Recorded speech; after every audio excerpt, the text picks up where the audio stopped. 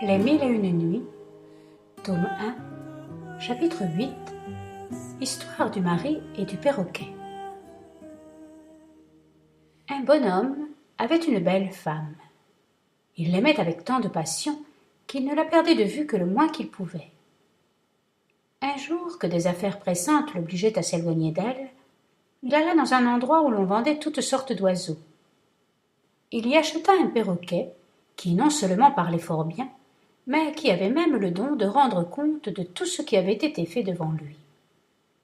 Il apporta dans une cage au logis, pria sa femme de le mettre dans sa chambre et d'en prendre soin pendant le voyage qu'il allait faire. Après quoi, il partit. À son retour, il ne manqua pas d'interroger le perroquet sur ce qui s'était passé durant son absence.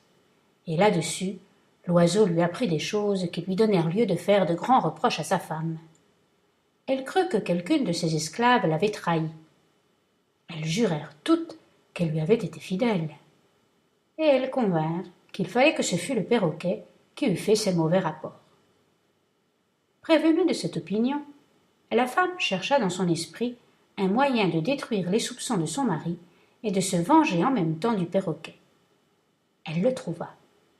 Son mari étant parti pour faire un voyage d'une journée, elle commanda à une esclave de tourner pendant la nuit, sous la cage de l'oiseau, un moulin à bras, à une autre de jeter de l'eau en forme de pluie par le haut de la cage, et à une troisième de prendre un miroir et de le tourner devant les yeux du perroquet, à droite et à gauche, à la clarté d'une chandelle. Les esclaves employèrent une grande partie de la nuit à faire ce que leur avait ordonné leur maîtresse, et elles s'en acquittèrent fort adroitement. Le lendemain, le mari étant de retour, fit encore des questions au perroquet sur ce qui s'était passé chez lui. L'oiseau lui répondit. « Mon bon maître, les éclairs, le tonnerre et la pluie m'ont tellement incommodé toute la nuit que je ne puis vous dire ce que j'en ai souffert. » Le mari, qui savait bien qu'il n'avait ni plu ni tonné cette nuit-là, demeura persuadé que le perroquet, ne disant pas la vérité en cela, ne la lui avait pas dite aussi au sujet de sa femme.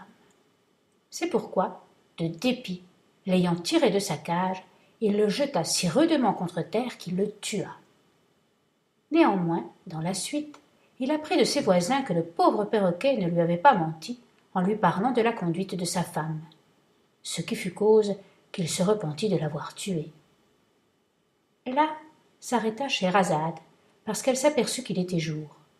« Tout ce que vous nous racontez, ma sœur, dit Dinarzade, est si varié que rien ne me paraît plus agréable. Je voudrais continuer de vous divertir, répondit Scheherazade, mais je ne sais si le sultan mon maître m'en donnera le temps. Schahriar, qui ne prenait pas moins de plaisir que Dinarzade à entendre la sultane, se leva et passa la journée sans ordonner au vizir de la faire mourir. 15e nuit. Dinarzade ne fut pas moins exacte cette nuit que les précédentes à réveiller Scheherazade et à l'engager à lui conter un de ces beaux contes qu'elle savait. « Ma sœur, répondit la sultane, je vais vous donner cette satisfaction. »« Attendez, interrompit le sultan, achevez l'entretien du roi grec avec son vizir au sujet du médecin Douban, et puis vous continuerez l'histoire du pêcheur et du génie. »« Sire, répartit Scheherazade, vous allez être obéi. » En même temps, elle poursuivit de cette manière. « Quand le roi grec, dit le pêcheur au génie, eut achevé l'histoire du perroquet, « Et vous, vizir, ajouta-t-il, par l'envie que vous avez conçue contre le médecin Douban, que ne vous a fait aucun mal, vous voulez que je le fasse mourir. Mais je m'en garderai bien, de peur de me repentir, comme ce mari, d'avoir tué son perroquet. » Le pernicieux vizir était trop intéressé à la perte du médecin Douban pour en demeurer là. « Sire, répliqua-t-il, la mort du perroquet était peu importante, et je ne crois pas que son maître l'ait regretté longtemps. Mais pourquoi faut-il que la crainte d'opprimer l'innocence vous empêche de faire mourir ce médecin? Ne suffit-il pas qu'on l'accuse de vouloir attenter à votre vie pour vous autoriser à lui faire perdre la sienne? Quand il s'agit d'assurer les jours d'un roi, un simple soupçon doit passer pour une certitude, et il vaut mieux sacrifier l'innocent que sauver le coupable. Mais, sire, Ce n'est point ici une chose incertaine. Le médecin Douban veut vous assassiner. Ce n'est point l'envie qui m'arme contre lui. C'est l'intérêt seul que je prends à la conservation de votre majesté. C'est mon zèle qui me porte à vous donner un avis d'une si grande importance. S'il est faux, je mérite qu'on me punisse de la même manière qu'on punit autrefois un vizir. Qu'avait fait ce vizir, dit le roi grec, pour être digne de ce châtiment? Je vais, répondit le vizir, l'apprendre à votre majesté.